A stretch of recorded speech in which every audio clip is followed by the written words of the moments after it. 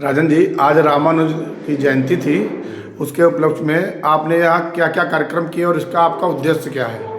जी, आज हमारे देश के महान गणितज्ञ श्री रामानुजम जी की जयंती थी।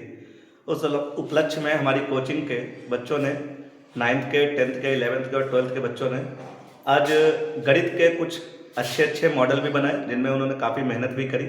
तो एक गणित प्रदर्शनी का भी आयोजन हमारे यहाँ किया गया था, जिसमें 9th स्टैंडर्ड से लगाकर 12th के अपर मीडियम तक के वहाँ पर मॉडल बनाए गए थे।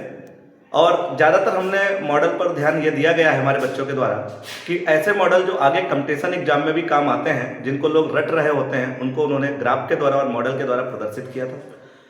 तो महान गणितज्ञ के उपलक्ष्य में आज हमारी कोचिंग में ये प्रोग्राम रहा था।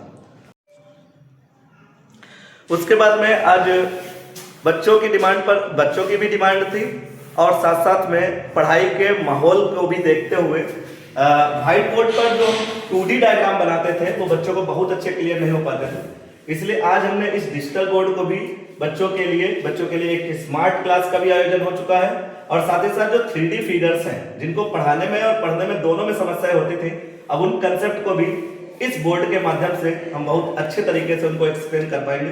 जैसे फिजिक्स के हो गए, मैथमेटिक्स के हो गए, या बायोलॉजी के हो गए, या केमिस्ट्री के हो गए, ये सारे 3D फिगर के जो डायग्राम आते थे वो हम लोगों को भी परेशानी होता था और बच्चों को भी परेशानी होता था। तो इसके लिए हम लोगों ने काम किया कि इस डिजिटल बोर्ड को लगाया, जिससे बच्चों के कंसेप्ट बहुत अच्छे हो जाए, जिससे बच्चों को रटना ना पड़े, उनको समझना पड़े टॉपिक को।